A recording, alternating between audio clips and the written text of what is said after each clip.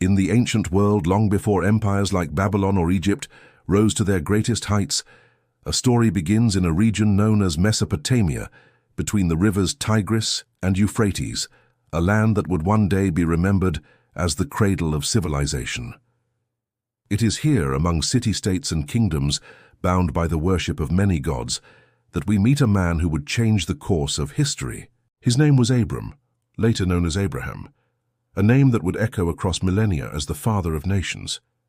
His life begins not in the desert tents we so often imagine, but in the thriving city of Ur of the Chaldees, a center of trade, religion, and culture.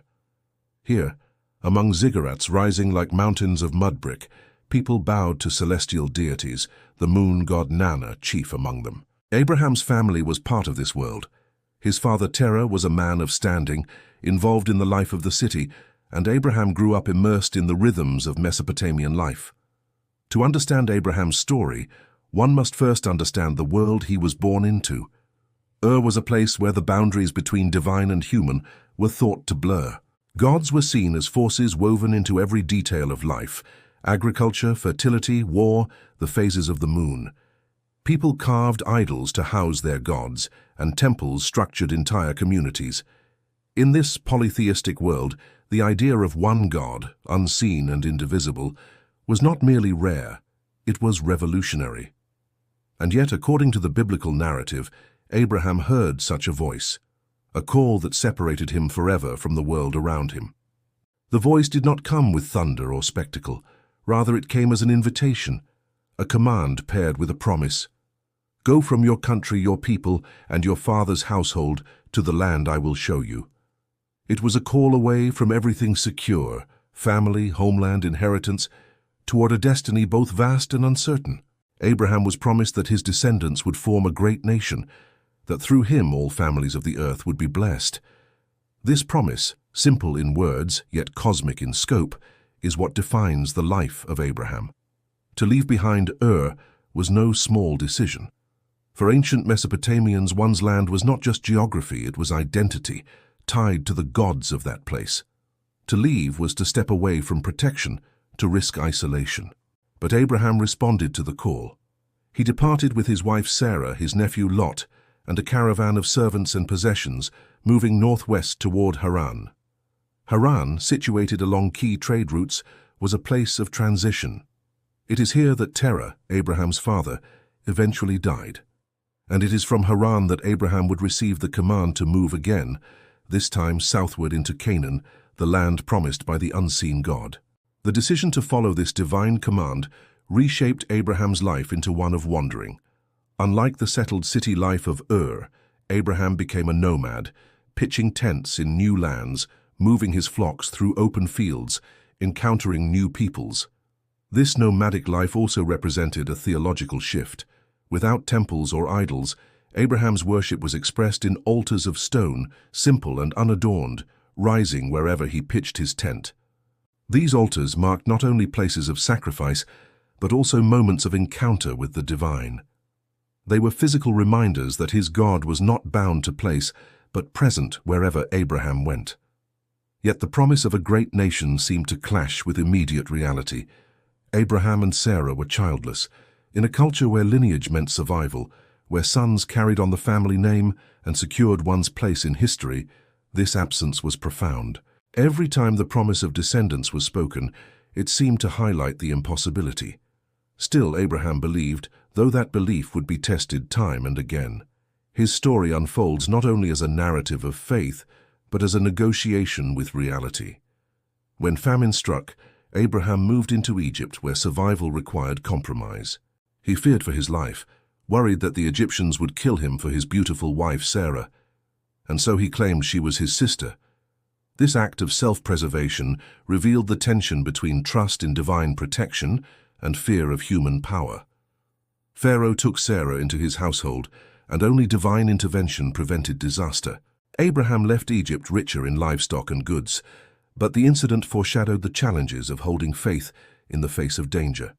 His nephew Lot, once a companion, would soon part ways with him. Their herds grew so large that the land could not sustain them both. Abraham, though older and with the right to choose first, allowed Lot to pick the better land. Lot chose the fertile plain near Sodom, while Abraham remained in the hill country. Here we see a pattern: Abraham's willingness to yield immediate advantage in trust that the larger promise would endure. And yet, his story is not one of unbroken faith.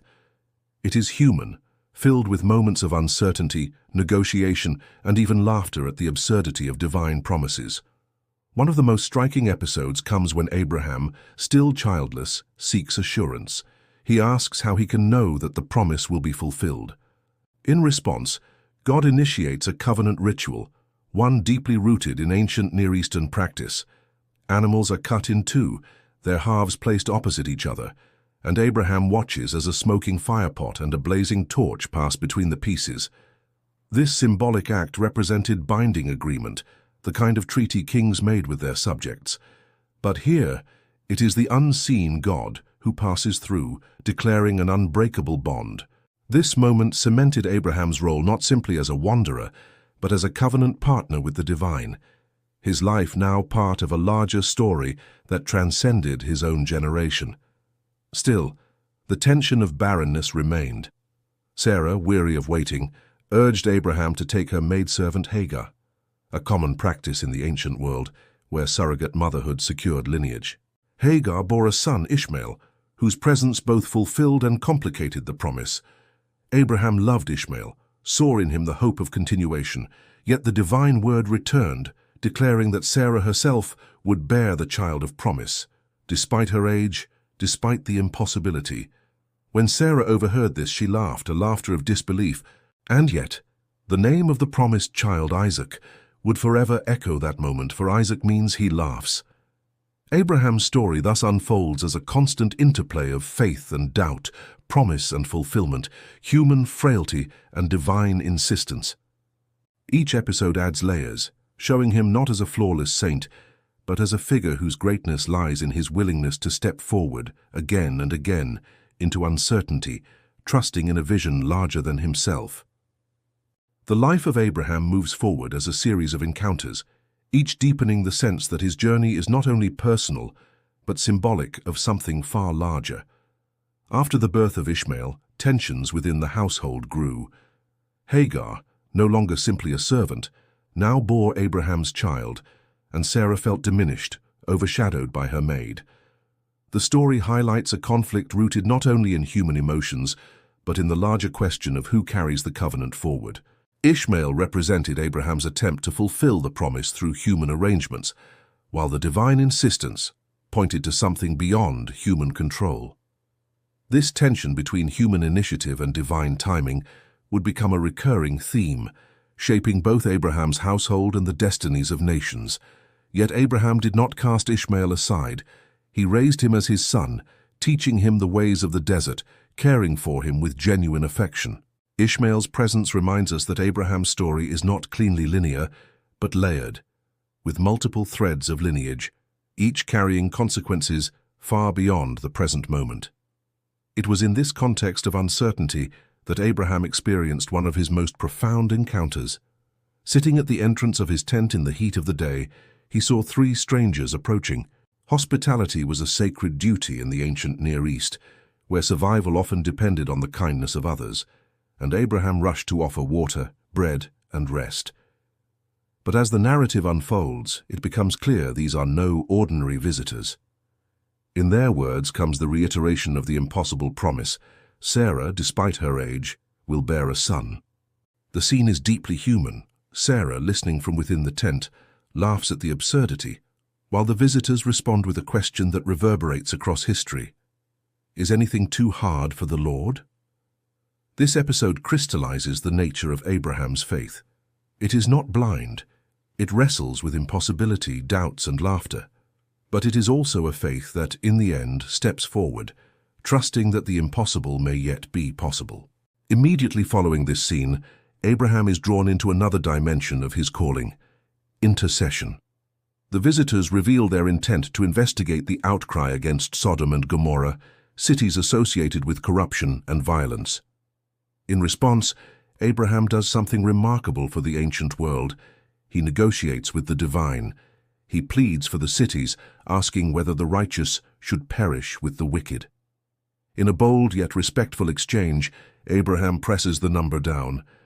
Would the city be spared for 50 righteous? 45, 40, 30, 20, even 10? Each time the answer is yes. This moment reveals Abraham not simply as a recipient of promise, but as a partner in moral responsibility, willing to stand in the breach for others. He becomes not only the father of nations, but also a prototype of the prophet, a figure who dares to challenge and question God for the sake of justice. Though Sodom and Gomorrah ultimately fell, the dialogue stands as a testament to Abraham's evolving role, bridging the human and the divine. As Abraham's journey unfolds, the promise moves closer to fulfillment. Sarah, against all expectation, conceives. The birth of Isaac is presented not simply as the arrival of a child, but as the vindication of a long-held promise, the embodiment of divine faithfulness. The joy of his birth, however, brings conflict to the surface once more. Sarah, protective of Isaac's place, demands that Hagar and Ishmael be sent away. The scene is tragic, for it forces Abraham to choose between his two sons. With deep reluctance, Abraham releases Hagar and Ishmael into the wilderness, but the narrative does not abandon them. Hagar encounters the divine in her despair, and Ishmael is promised a future of his own, a nation that will rise from him, distinct from Isaac's line.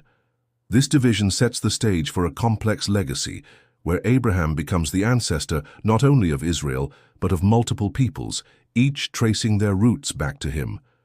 The growing family also brought Abraham into new relationships with the powers of the land. One of the most significant encounters is with Abimelech, king of Gerar. Here Abraham once again struggles with fear, repeating the claim that Sarah is his sister.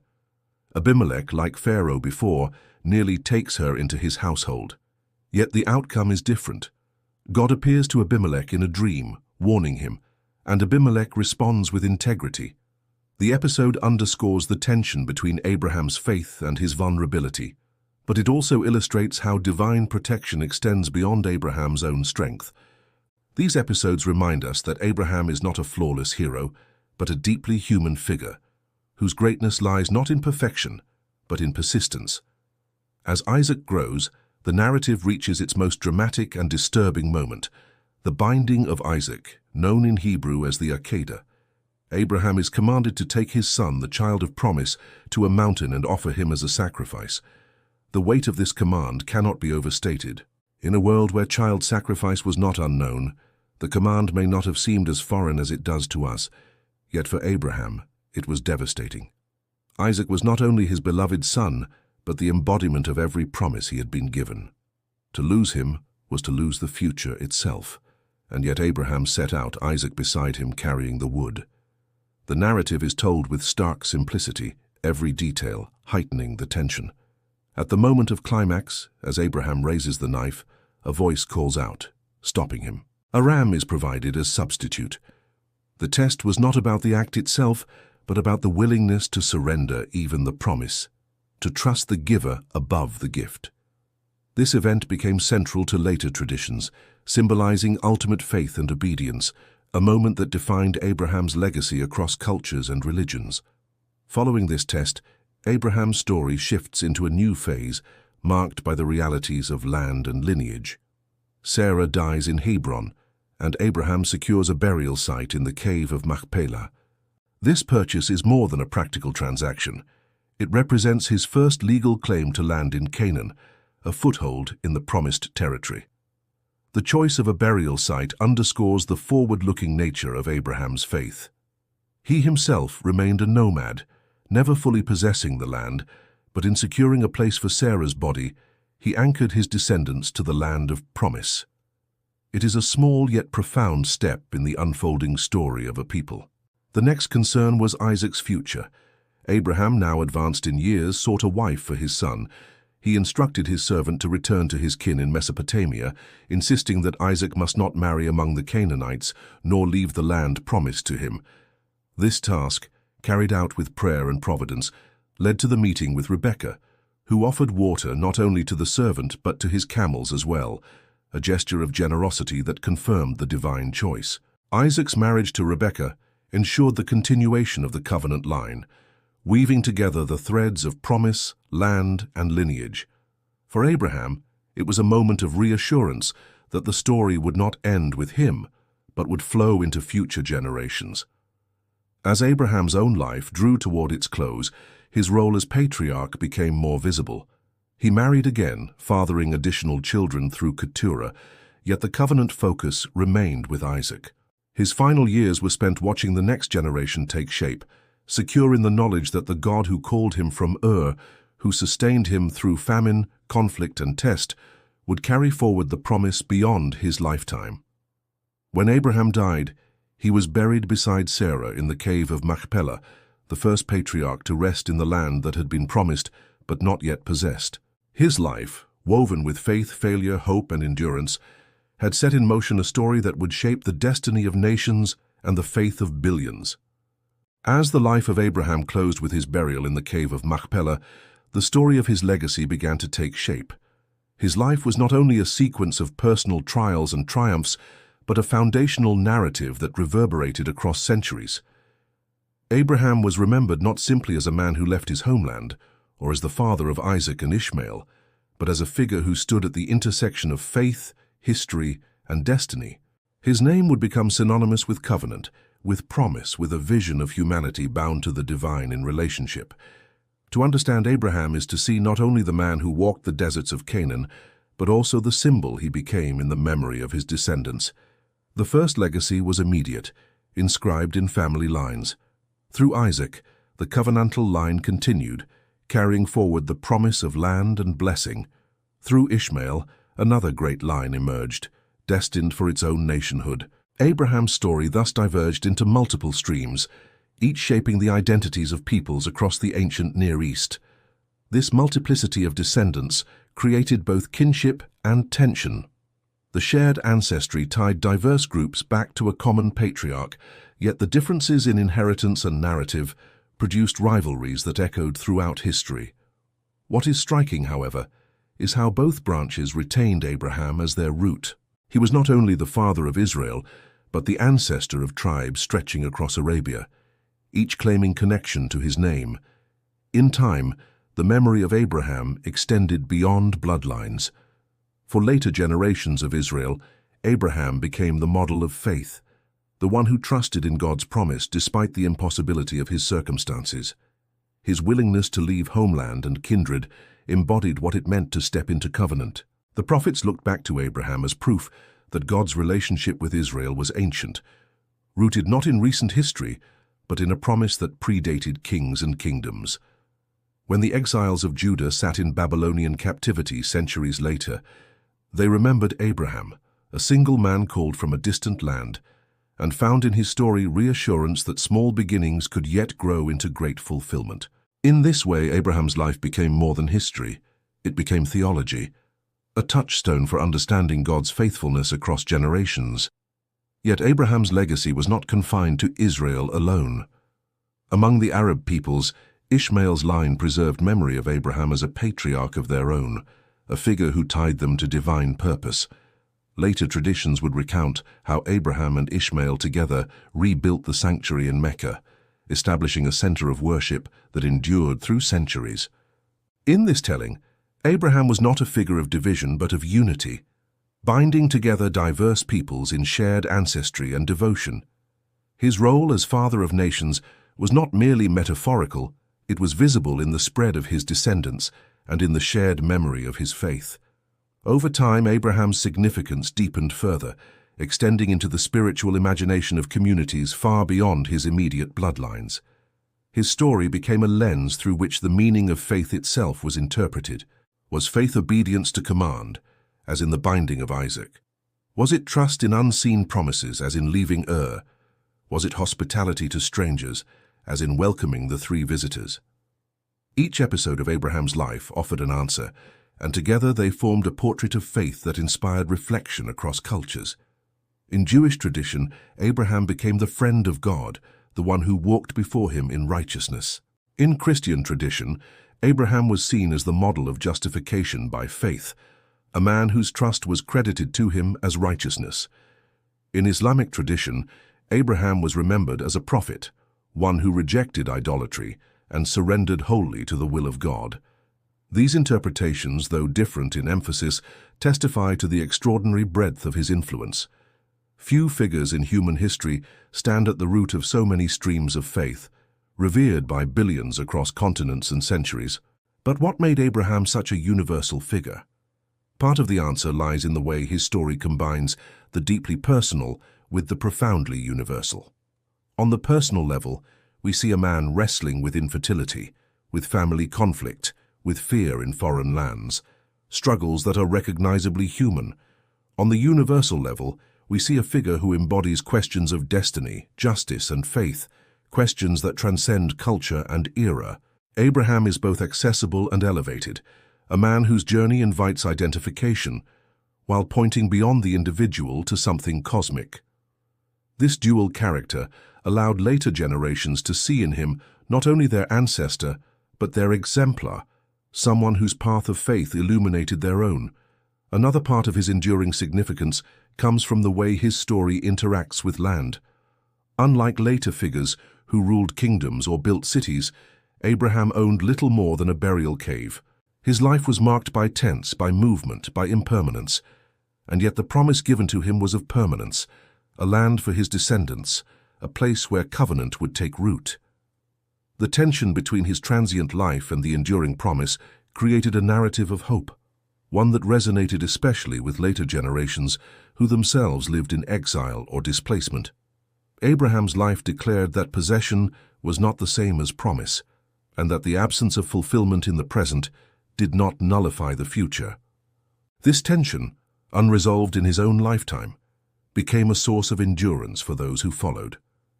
Even beyond faith traditions, historians and anthropologists have seen in Abraham's story a reflection of broader cultural movements. His departure from Ur resonates with patterns of nomadic migration in the ancient Near East, where families moved from urban centers to pastoral life. His interactions with kings and tribes mirror the geopolitical realities of the second millennium BCE, when alliances and conflicts shaped the fragile balance of power in Canaan. Whether or not every detail can be pinned to archaeological evidence, the narrative captures something true about the human condition in that era: the precariousness of life, the search for security, the negotiation between power and vulnerability. In this sense, Abraham's story is not only sacred but historical, offering a window into the world that gave rise to some of the most enduring civilizations. As generations remembered Abraham, they also reinterpreted him, each adding new layers of meaning. For some, he was the pioneer of monotheism, the one who rejected idols and proclaimed the unity of God. For others, he was the model of hospitality, opening his tent to strangers and embodying the ethics of kindness. For others still, he was the one who interceded for the wicked, showing that true faith is not only personal but social, concerned with justice for others. In every interpretation, the figure of Abraham expanded, becoming a mirror in which each community saw its highest values reflected. This ability to embody so many dimensions of human aspiration is part of why his story endured. And so, by the time Abraham's name was invoked by prophets, apostles, and imams, it carried not only the memory of a desert patriarch, but the weight of centuries of reflection. He was no longer just the man who pitched tents in Canaan, but the archetype of faith itself, a figure who bridged cultures and religions. His life, though lived in a narrow strip of land between Mesopotamia and Egypt, became a story of global scope, shaping civilizations and inspiring billions. To trace the life of Abraham is to trace the roots of human longing for connection with the divine, for meaning in history, for identity grounded in promise.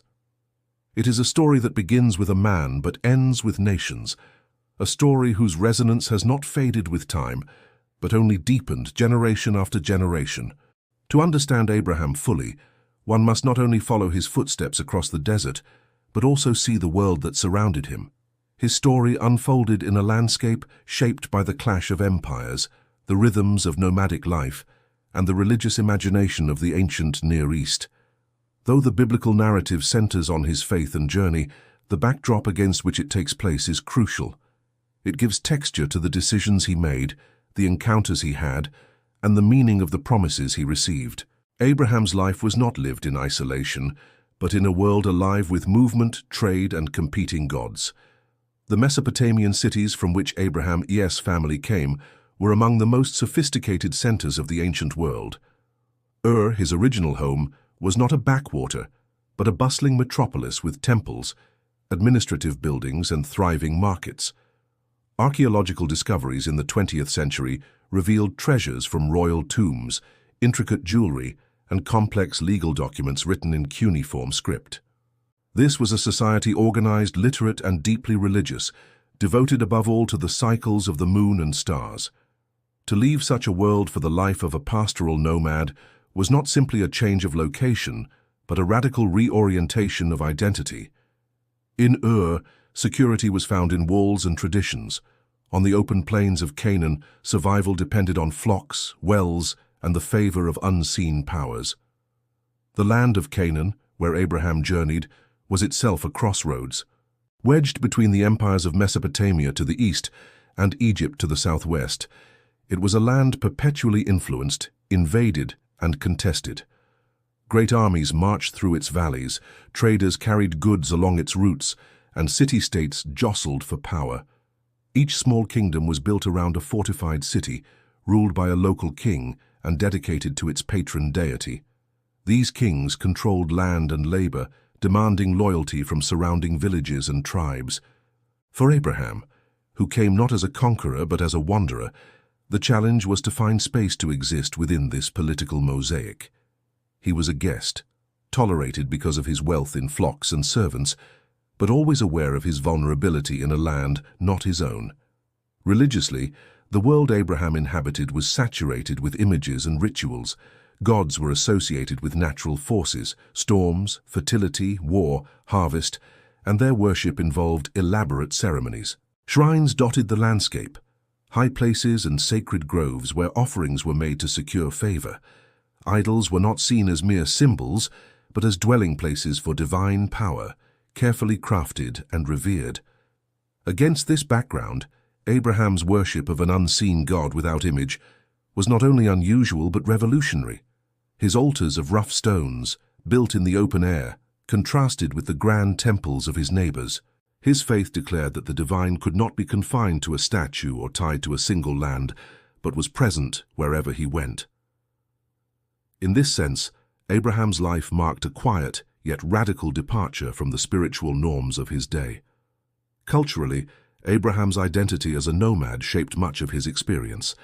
Nomadic groups in the ancient Near East moved with the seasons, following pastures for their sheep and goats, pitching tents where water could be found. Their lives were mobile, resilient, and closely tied to nature. They were also often looked down upon by settled peoples, considered outsiders or even threats. Yet nomads played a crucial role in trade networks, moving goods across regions and linking distant communities. Abraham's wealth in livestock, servants, and resources placed him among the more powerful of such groups, enabling him to interact with kings and negotiate treaties. His lifestyle made him both marginal and influential, vulnerable yet significant. The economic realities of his time also shaped the narrative. Wealth was measured less in gold than in flocks, herds, and wells. Water was life, and disputes over wells often led to conflict. The story of Abraham and his son Isaac, frequently returning to dig or defend wells, reflects this reality. Control of water meant survival. To lose it was to face disaster. Abraham's ability to thrive as a herdsman in such a land signaled both his resourcefulness and the divine favor his story emphasizes. Militarily, the ancient Near East was a world of shifting alliances. Local kings often formed coalitions to resist larger powers, and battles were fought not only over land, but over tribute and loyalty. One episode in Abraham's story reflects this dynamic. When Lot was taken captive in a conflict between regional kings, Abraham gathered trained men from his household and pursued the captors, defeating them and rescuing Lot. This moment reveals Abraham not only as a shepherd, but as a capable leader, commanding respect and capable of decisive action. It also shows how even a nomadic clan could play a role in the geopolitics of the region. In gratitude for his victory, Abraham received a blessing from Melchizedek, king of Salem, a priestly figure who acknowledged Abraham's God as the source of his triumph. This encounter, brief yet profound, symbolized Abraham's recognition among the rulers of the land, a hint that his God was greater than the gods of Canaan.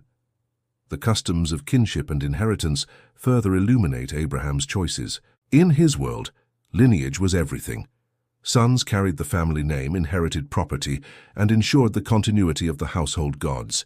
To be childless was not only a personal sorrow, but a social and economic crisis.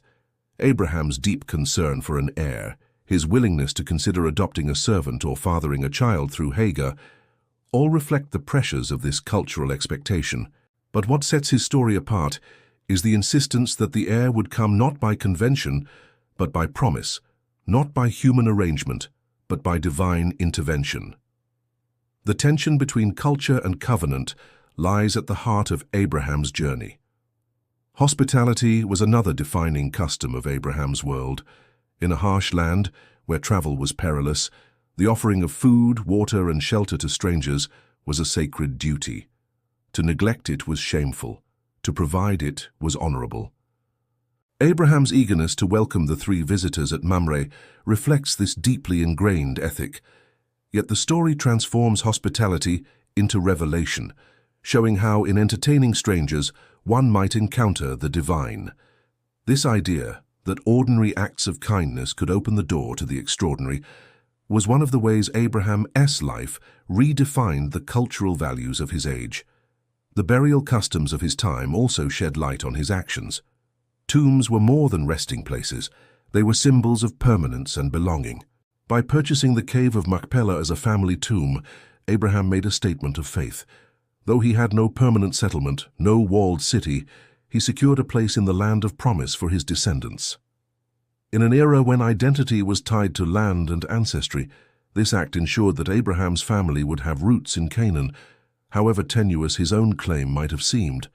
Seen against this backdrop, Abraham's story is both ordinary and extraordinary. Ordinary because it reflects the customs, struggles, and realities of the ancient Near East. Migration, inheritance, conflict, hospitality, and survival. Extraordinary because within those ordinary frameworks emerges a narrative of radical faith, of a man who walked away from the security of cities to trust in an unseen promise.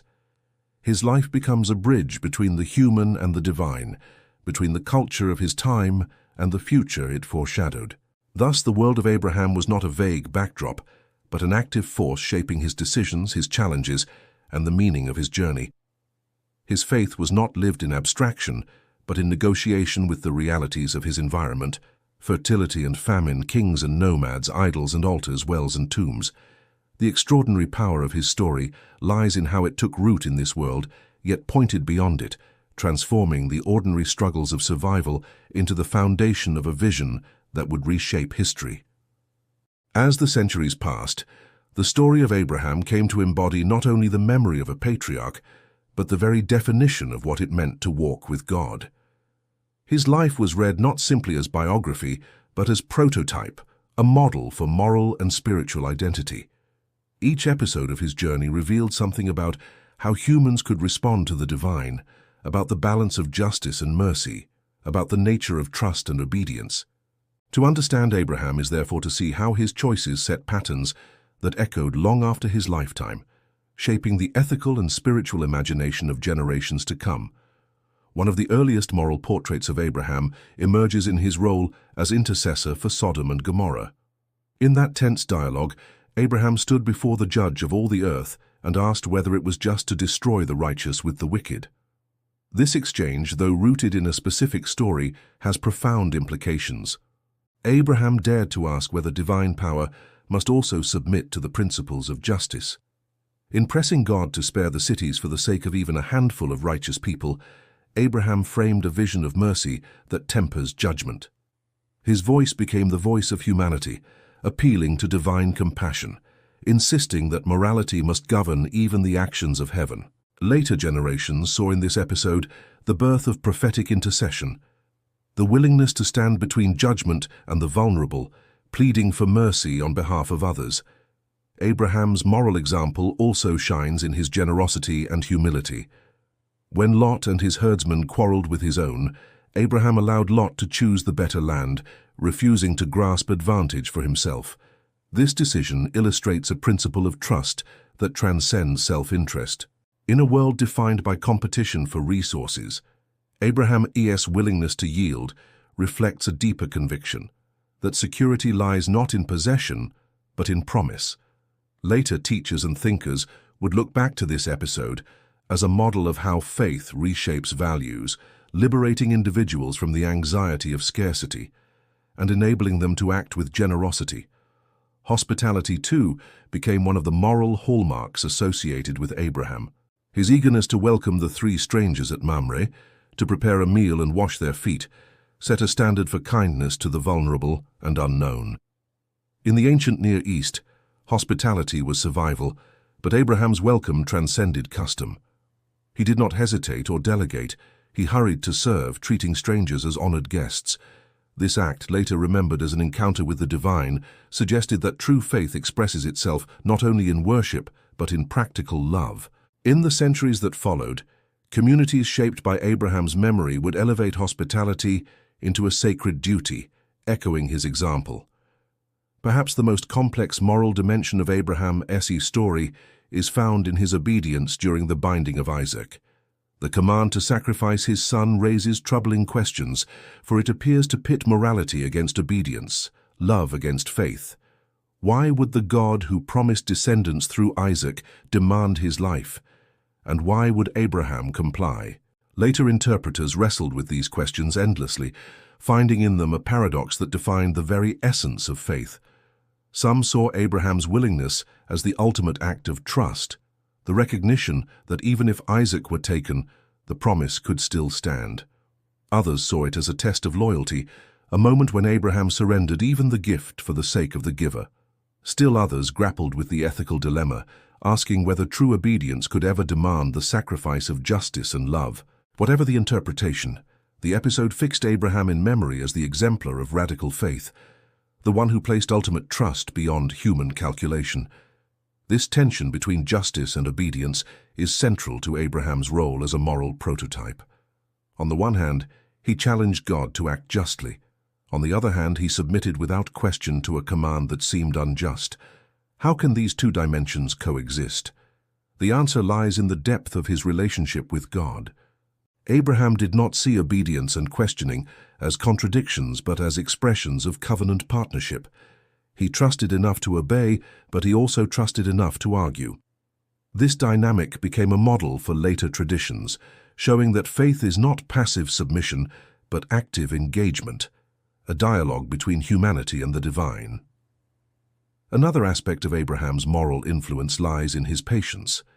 The long years of waiting for Isaac were not wasted time, but formative time. In those years of barrenness, Abraham learned endurance, hope against hope, trust in a future not yet visible. This waiting itself became a form of faith, one that later communities would hold as a virtue. In a world eager for quick solutions, Abraham's decades-long journey testified to the value of perseverance, of holding fast to promise despite delay. His life suggested that faith is not measured by immediate results, but by the willingness to walk steadily through uncertainty. Yet Abraham's story also refuses to present him as flawless. His decisions to call Sarah his sister in foreign lands, his yielding to Sarah's plan with Hagar, his moments of fear and compromise, these reveal a man of weakness as well as strength. And this too became part of his moral significance.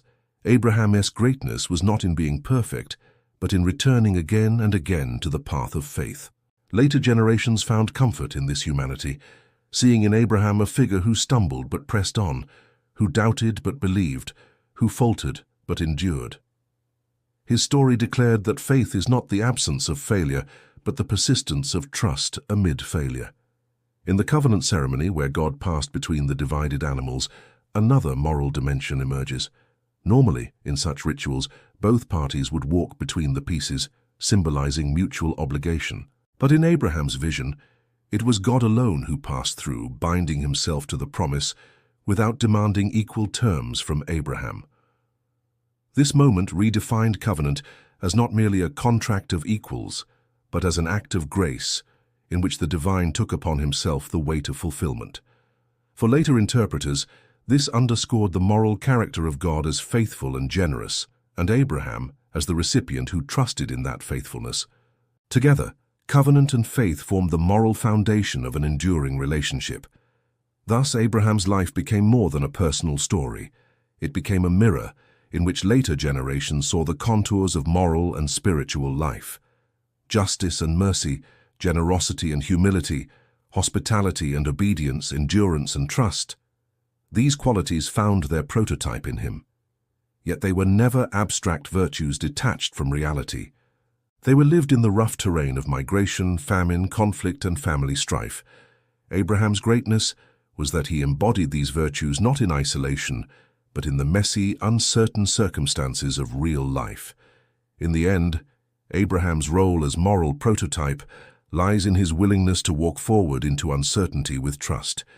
He did not know the full shape of the promise, nor could he see its fulfillment in his lifetime, but he chose to believe that the story extended beyond him, that his life was part of something larger.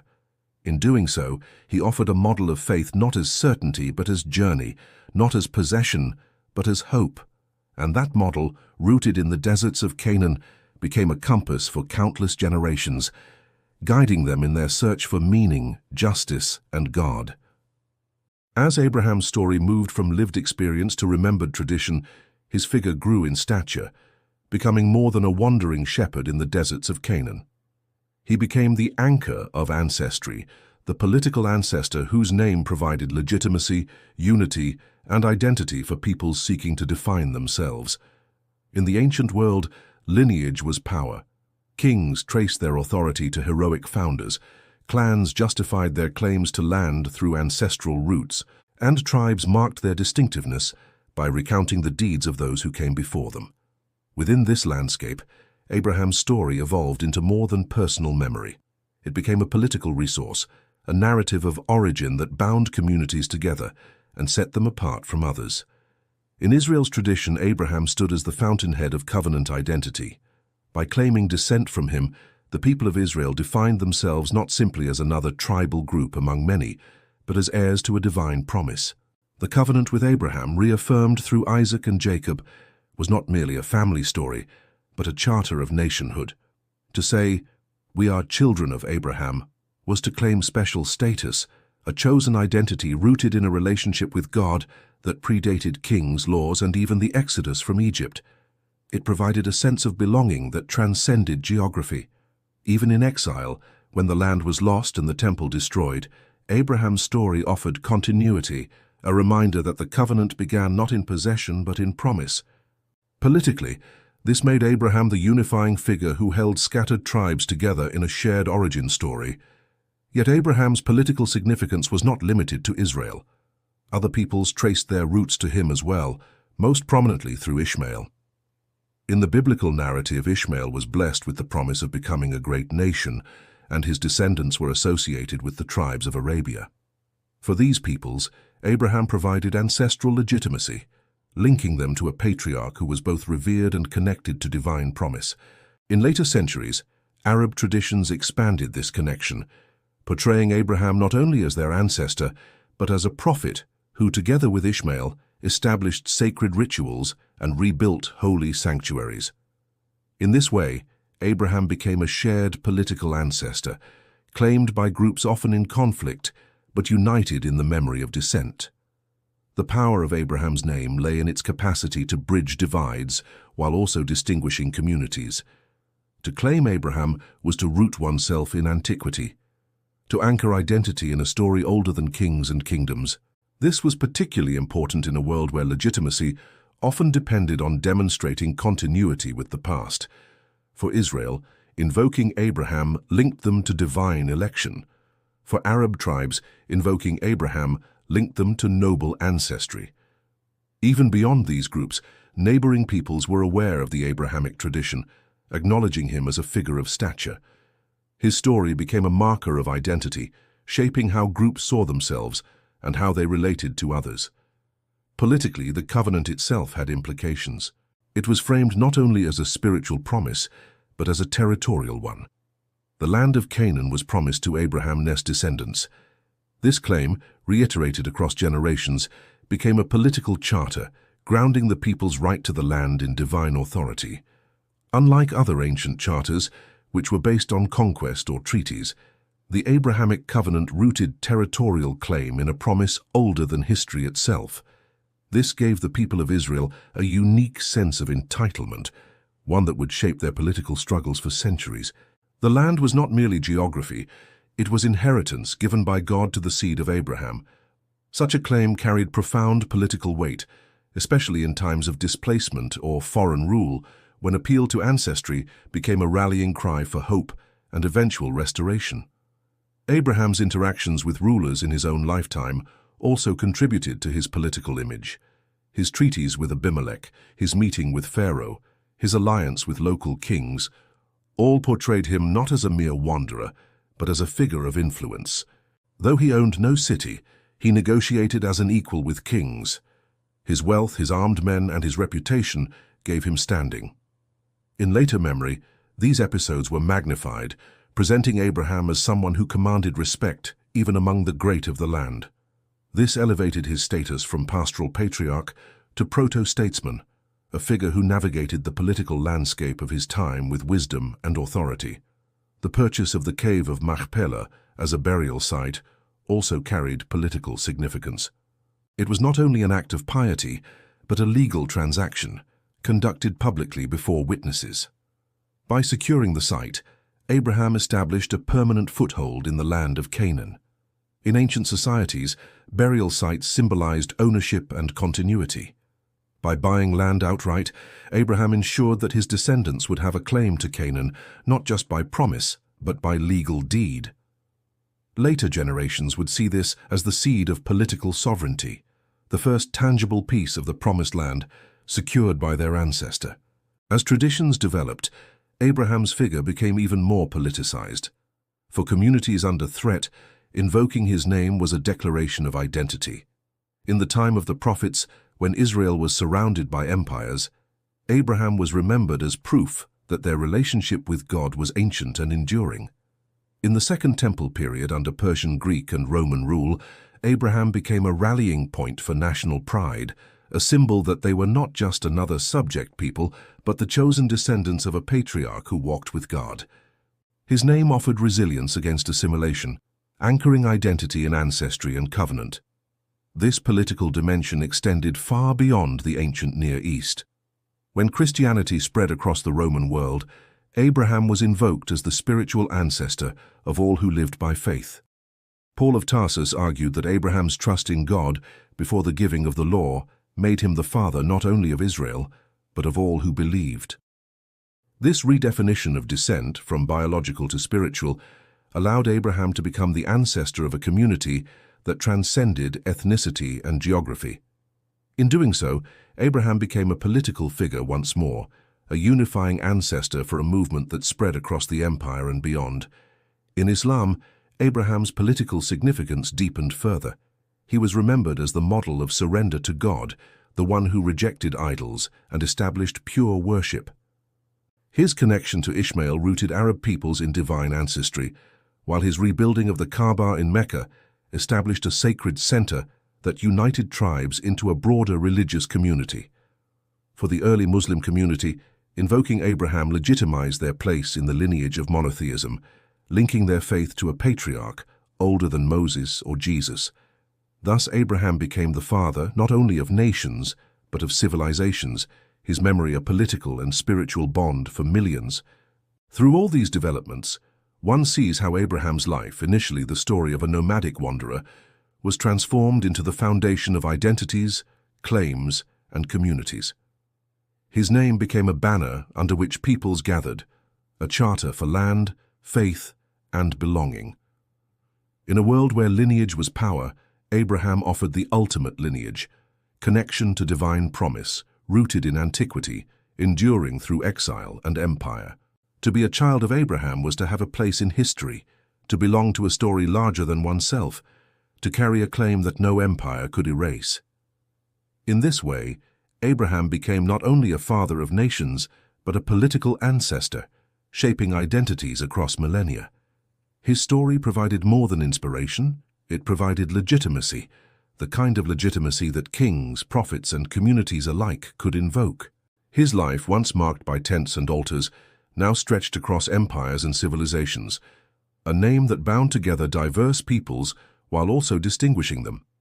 And in this role, Abraham's influence became not only spiritual, but historical, a force that shaped the political landscape of the ancient and medieval world alike. As Abraham's story echoed through centuries, it did not remain confined to the world in which he lived. His life became a canvas on which later generations painted their deepest convictions, each community interpreting his journey in ways that reflected their own struggles, hopes, and visions of God. Abraham, once the shepherd wandering through Canaan, became the universal patriarch, claimed by Jews, Christians, and Muslims alike. His story, while rooted in the soil of the ancient Near East, was transformed into a symbol of faith, covenant, and obedience that transcended boundaries. In Jewish tradition, Abraham became the archetypal patriarch, the founder not only of a people, but of a way of life.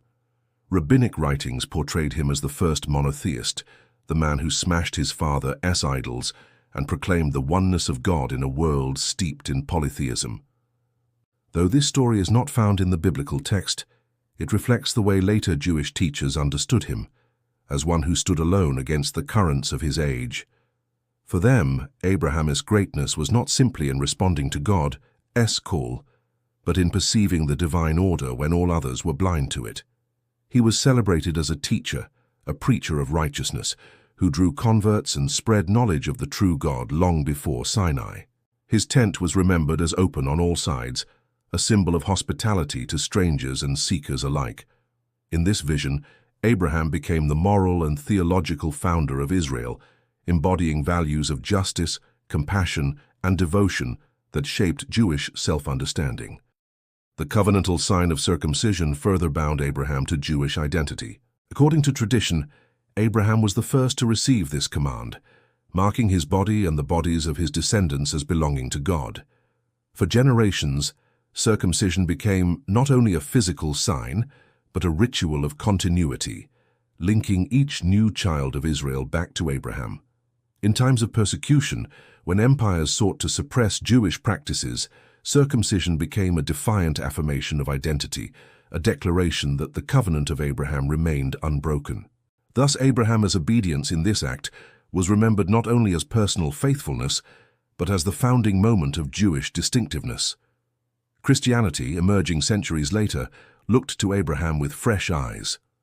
For the Apostle Paul, Abraham was the prototype of justification by faith.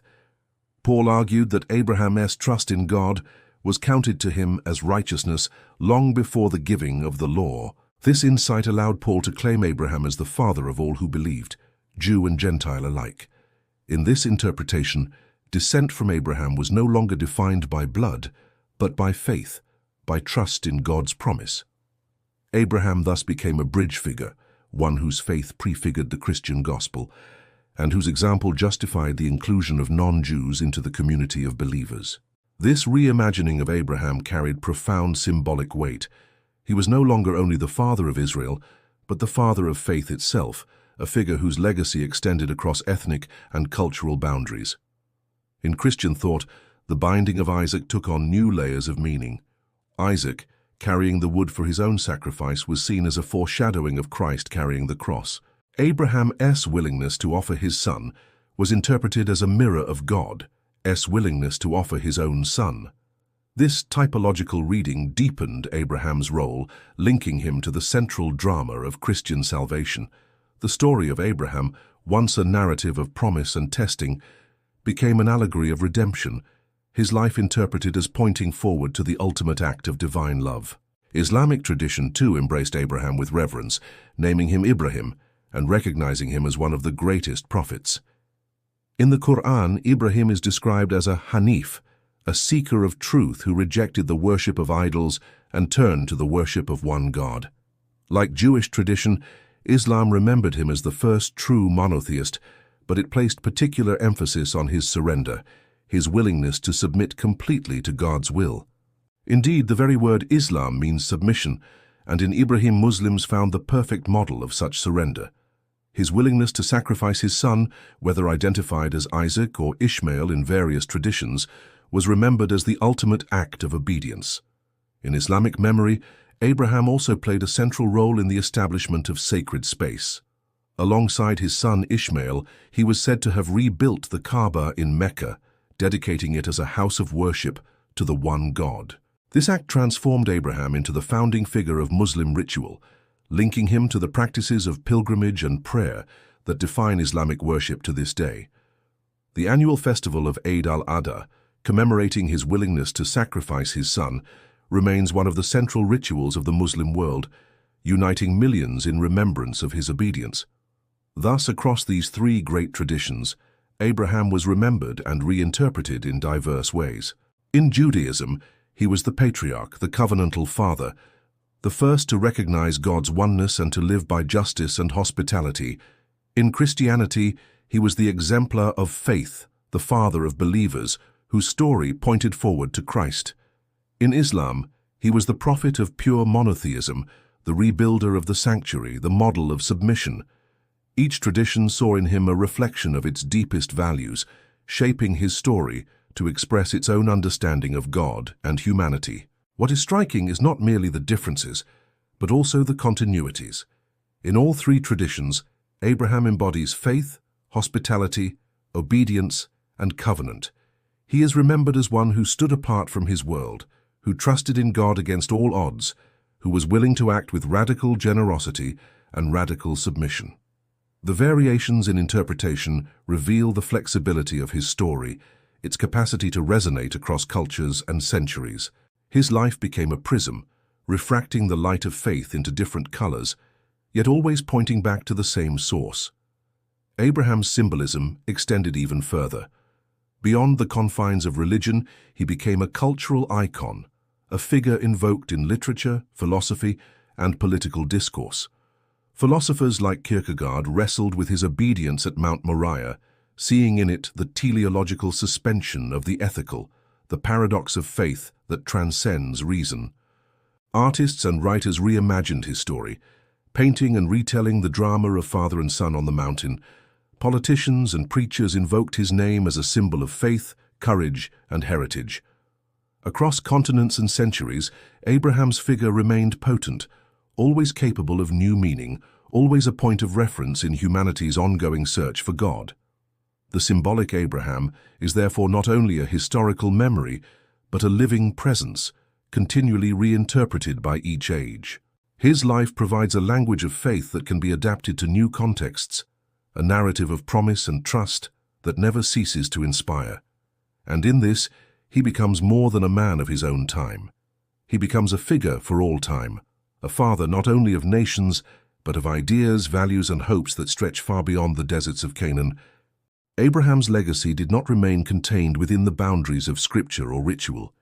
His figure, claimed by Jews, Christians, and Muslims alike, became a shared heritage that at times drew communities together, and at other times set them against one another. Across history, his name has served as a bridge between cultures, a symbol of potential unity, and also a contested figure whose memory has been shaped by competing claims. To understand Abraham in this dimension is to trace how his story moved beyond religion into the broader landscape of intercultural dialogue, political identity, and global imagination. In antiquity, when Jewish communities lived within the orbit of larger empires, Abraham offered a source of distinctiveness that still carried universal appeal.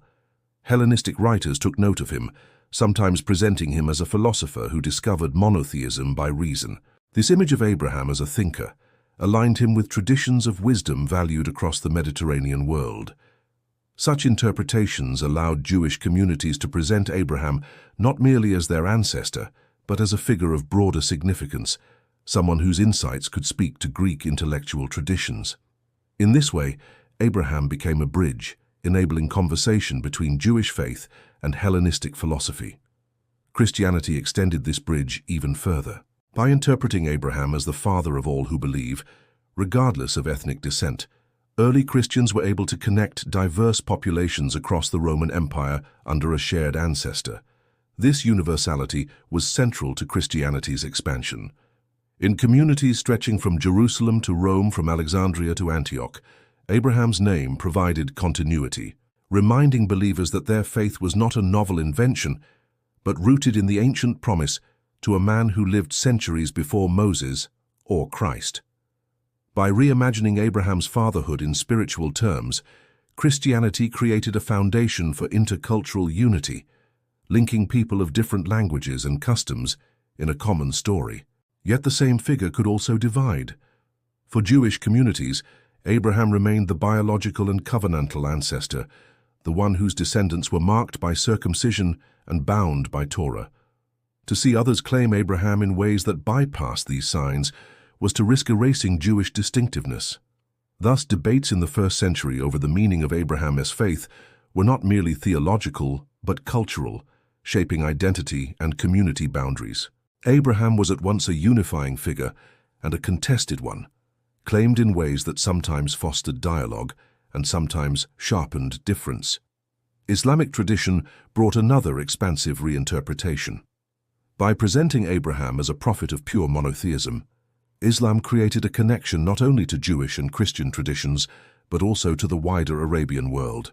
The narrative of Abraham and Ishmael rebuilding the Kaaba rooted Islamic ritual in patriarchal antiquity, transforming Abraham into a shared ancestor who bound Arab tribes together in religious identity. Here again, Abraham served as a bridge, linking disparate groups into a new community defined by submission to God. Yet this also introduced new tensions, as Islam's claim to Abraham sometimes conflicted with Jewish and Christian interpretations, each tradition insisting on its own fidelity to the patriarch. Despite these competing claims, Abraham's role as a figure of shared heritage has often been a resource for dialogue. In medieval Spain, where Jews, Christians, and Muslims lived in close proximity, scholars sometimes appealed to Abraham as a common reference point. Philosophers like Maimonides, writing within an Islamic milieu, emphasized Abraham's rational discovery of God, aligning him with broader currents of philosophical monotheism. Christian writers, too, invoked Abraham as a point of continuity with both Jews and Muslims, recognizing him as a patriarch acknowledged across traditions. Even when theological debates were fierce, the shared reverence for Abraham offered a potential space for conversation. In the modern era, the figure of Abraham has been rediscovered as a symbol for interfaith dialogue. As conflicts between religions intensified, especially in the context of the Middle East, leaders and thinkers began to emphasize Abraham not as a source of division, but as a potential bridge. The phrase Abrahamic religions entered common use, highlighting the shared roots of Judaism, Christianity, and Islam. This framing invited communities to see themselves not as isolated traditions, but as branches of a single tree, each tracing its origins to the same patriarch. Abraham thus became an emblem of unity, a reminder that beneath centuries of difference lay a shared story of faith, covenant, and obedience.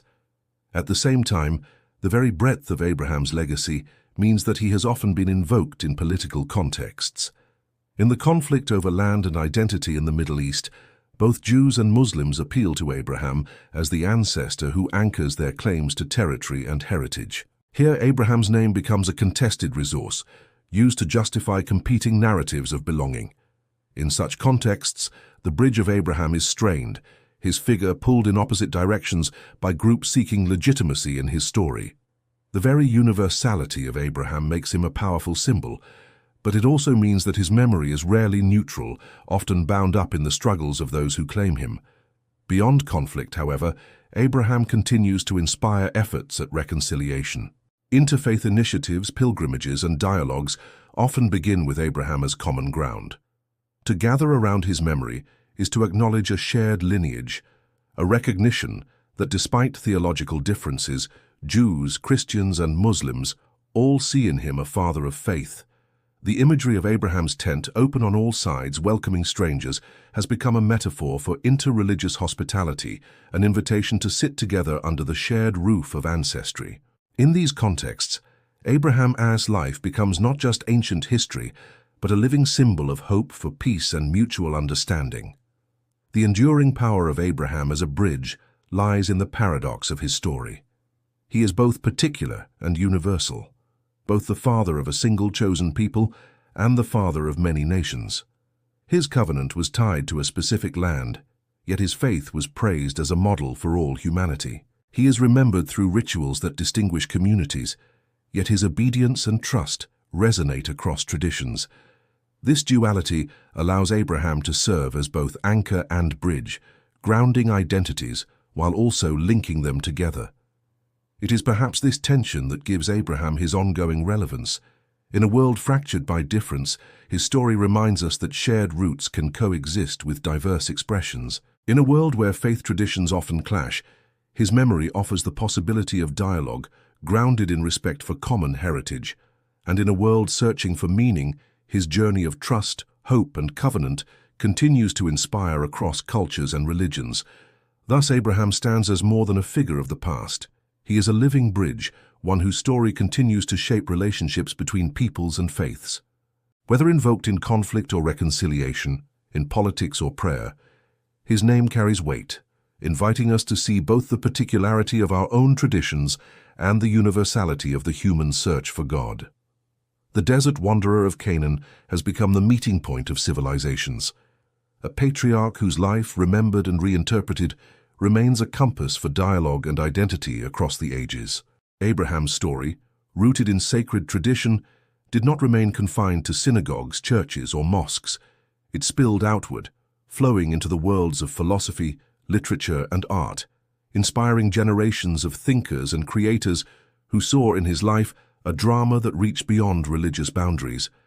His journey from homeland to unknown, his dialogue with God, his test of faith on the mountain, all these became symbols and metaphors reinterpreted in new contexts. Abraham became not only a patriarch of faith, but also a figure of the imagination, a lens through which humanity explored questions of morality, existence, and meaning. One of the most enduring philosophical engagements with Abraham comes from Søren Kierkegaard in the 19th century. In his work Fear and Trembling, Kierkegaard took the binding of Isaac as a starting point for existential reflection. To him, Abraham was not merely an ancient patriarch but the knight of faith, a man who obeyed God in a way that defied human reason and ethics. Kierkegaard wrestled with the paradox that Abraham's willingness to sacrifice his son seemed to suspend the universal laws of morality. For Kierkegaard, this revealed the essence of faith, a radical trust in God that goes beyond human understanding, a teleological suspension of the ethical. Abraham's leap of faith became a metaphor for the existential challenge faced by every individual, to commit to meaning and purpose in a world that cannot be fully explained. In this reading, Abraham was less a distant ancestor than a mirror of the modern condition, embodying the tension between reason, morality, and belief. Other philosophers also found in Abraham's story fertile ground for reflection. Emmanuel Levinas, the 20th century thinker, emphasized Abraham's hospitality as a model for ethics. To Levinas, the image of Abraham welcoming strangers at Mamre expressed the moral duty to the other, the call to see the face of God in the stranger. In this way, Abraham became not only the father of faith, but the father of ethical responsibility, an exemplar of openness and generosity that spoke directly to modern concerns about justice and human dignity. Philosophical interpretations such as these reveal how Abraham's life transcended theology, becoming a framework through which humanity could ask fundamental questions about existence and morality. In literature, Abraham's story has echoed in countless retellings, from medieval plays to modern novels. The drama of the binding of Isaac in particular has captivated writers who saw in it the ultimate test of loyalty, love, and fear. Poets imagined the inner turmoil of Abraham as he walked with his son toward the mountain, exploring the silence between father and child. Dramatists staged the moment of decision, capturing the tension between obedience and horror. In Jewish midrashic poetry, Abraham's dialogue with Isaac was elaborated into poignant exchanges, each line revealing the depth of their love and the anguish of the test. In Christian hymnody, the same story became an allegory of divine sacrifice, turning Abraham into a foreshadowing of Christ. Across traditions, The literary imagination seized on Abraham's story not only as narrative, but as symbol, a wellspring of themes that could be endlessly reinterpreted. Modern writers too found in Abraham a figure of resonance. In the wake of war and trauma, the story of faith tested by suffering gained new poignancy. The image of Abraham raising a knife over his son became a metaphor for the violence of the modern age, a lens through which to question the relationship between obedience and cruelty, between religion and violence. Some writers condemned the story as a dangerous model of blind submission, while others found in it a paradoxical affirmation of faith's power to transcend despair. In both cases, Abraham served as a touchstone for grappling with the moral dilemmas of modernity. In the visual arts, Abraham has been a subject of fascination since antiquity. Medieval manuscripts illustrated scenes of his journey, his hospitality, and the sacrifice of Isaac, offering vivid depictions of faith and trial. Renaissance painters like Caravaggio and Rembrandt explored the drama of Moriah with striking intensity. Rembrandt, in particular, returned repeatedly to Abraham's story, portraying not only the sacrifice, but also the angelic interruption, the tender moments between father and son, and the vision of promise. In his hands, Abraham became not a remote patriarch, but a deeply human figure, his face lined with anguish, his body trembling with the weight of obedience. Such works gave flesh and blood to the narrative, allowing viewers to feel the tension, sorrow, and relief of the story in visceral ways. Sculptors, too, found inspiration in Abraham's story. In cathedrals and churches across Europe, carvings of Abraham and Isaac adorned doorways and altars, reminding worshippers of the faith that defined covenant. In Islamic art, where figural representation was less common, Abraham's role was often symbolized through calligraphy and geometric design, his name woven into the fabric of sacred space. In each context, Abraham was present not only as a religious figure, but as a cultural motif, shaping the aesthetic imagination of civilizations. The story of Abraham also influenced music. Composers set the drama of Moriah to oratorio and cantata, filling cathedrals with soundscapes of tension and resolution. Jewish liturgy incorporated prayers invoking Abraham's merit, sung in tones that carried memory across generations. In Islamic traditions, chants and recitations recalled Abraham's role in building the Kaaba, embedding his story in the rhythms of devotion. Through melody and rhythm, Abraham's memory was carried not only in words but in sound, shaping the emotional landscape of worship and culture alike. In the modern age, Abraham's influence continues to ripple outward into unexpected places. His story has appeared in novels, films, and even political rhetoric. Leaders invoke him as a symbol of shared heritage. Artists reinterpret him to grapple with questions of violence and peace. Philosophers return to him as a model of trust and doubt. Each retelling reflects the needs of the moment, the concerns of the age. In this way, Abraham's life becomes a canvas that is never complete, open to new layers of meaning with each generation. What is striking is how enduring the core motifs remain. The journey into the unknown, the hospitality to strangers, the promise against hope, the test on the mountain, these continue to speak across time and culture. They are not only religious symbols, but human ones, expressions of trust, generosity, struggle, and hope.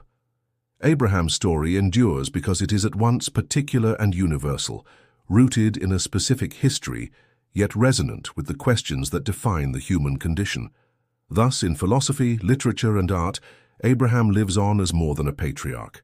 He is a symbol, a metaphor, a lens through which humanity explores its deepest questions. His life, inscribed in ancient texts, has become a source of creativity, inspiring reflection and imagination across centuries. From Kierkegaard's Night of Faith to Rembrandt's Trembling Father, from liturgical chants to modern novels, Abraham's figure has been endlessly reinterpreted, each retelling uncovering new dimensions of the human search for meaning. And in this enduring creativity, Abraham continues to shape not only faith, but culture itself. As we trace the life and legacy of Abraham from the deserts of Ur to the hills of Canaan, from his personal journey of faith to the far-reaching influence across religions and cultures, it becomes clear that his story is more than a historical narrative. Abraham's life is a lens through which the human imagination has explored the intersection of history, morality, spirituality, and identity. Across millennia, he has remained a central figure, not simply remembered, but actively interpreted, reinterpreted, and invoked to speak to the needs, fears, and aspirations of countless generations. Historically, Abraham's life was deeply rooted in the realities of the ancient Near East. He moved within a complex world of city-states, kings, and nomadic tribes, navigating political and economic challenges while building a household that would become the progenitor of multiple peoples. His negotiations with rulers, management of flocks and servants, and strategic purchase of land reflect a man both practical and visionary. Even within this historical framework, however, Abraham's story exceeds mere biography. His faith and obedience, his willingness to leave the familiar for the unknown, situate him as a figure whose significance cannot be measured solely by historical events. The ordinary circumstances of his life are transformed by the extraordinary nature of the promise he received, a promise that would shape nations, cultures, and religions long after his death. Spiritually, Abraham embodies the archetype of covenantal faith. His journey represents the tension between uncertainty and trust, human limitation and divine promise. In Judaism, he is the father of Israel, the model of obedience and righteousness whose life sets the standard for moral and religious conduct. In Christianity, he becomes the exemplar of faith, a spiritual ancestor of all who believe, illustrating that trust in God precedes and transcends legal obligation. In Islam, he is the Hanif, the prophet who submits wholly to God's will, the one who establishes sacred rituals and practices that define a community. Across these traditions, Abraham is more than a man of his time. He is the living symbol of devotion, moral courage, and the willingness to act in alignment with divine will. His life teaches that faith is not abstract, but enacted in decisions, hospitality, dialogue, and ethical engagement. Culturally, Abraham's impact extends beyond religion. His story has inspired philosophers, writers, artists, and musicians, providing a source of reflection on human existence, ethics, and creativity. From Kierkegaard's existential meditation on faith to Rembrandt's dramatic visualizations of the sacrifice of Isaac, Abraham's narrative becomes a vehicle for exploring universal human themes: trust, courage, sacrifice, and hope. In literature, the story of Abraham and his family, his encounters with strangers, and his ethical dilemmas have been retold in ways that speak to contemporary challenges and dilemmas. In art, his life has been interpreted through paint, sculpture, and architecture, offering generations a tangible vision of devotion, moral struggle, and divine human interaction.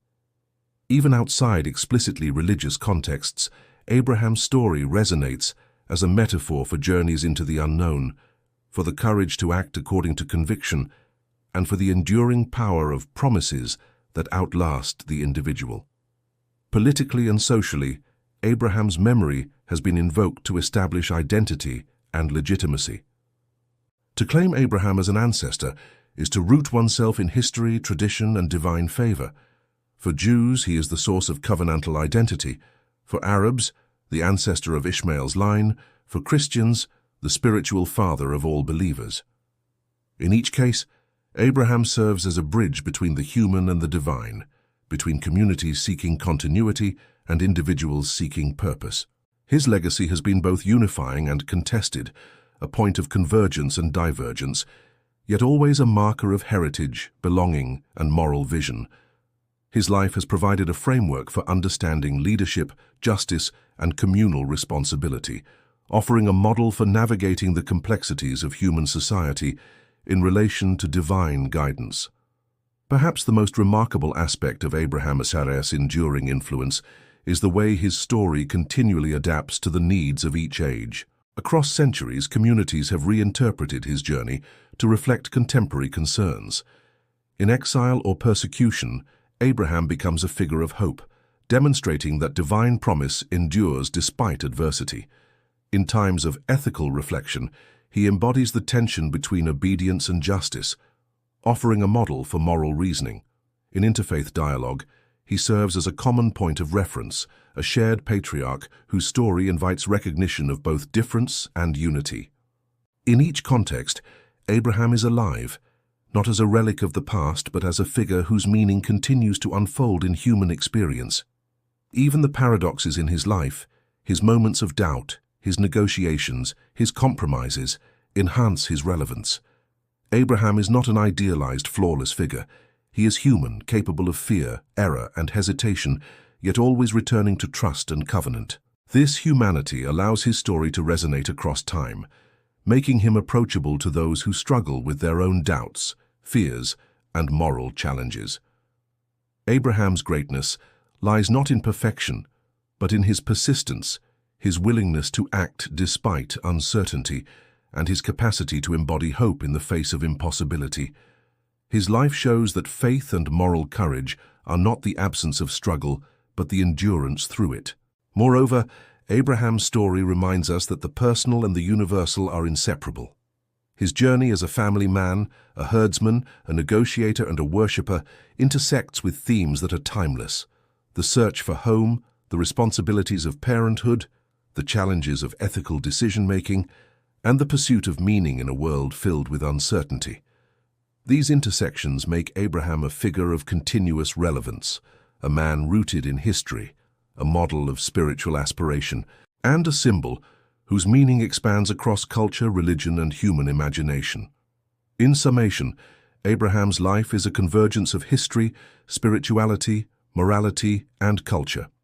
He is at once a historical figure navigating the realities of the ancient Near East, a spiritual exemplar whose faith reshapes ethical and religious understanding, a cultural symbol inspiring art, literature, and philosophy, and a living presence in the memory of civilizations. His story bridges temporal, geographic, and religious divides, reminding humanity of the enduring power of faith, promise, and moral vision.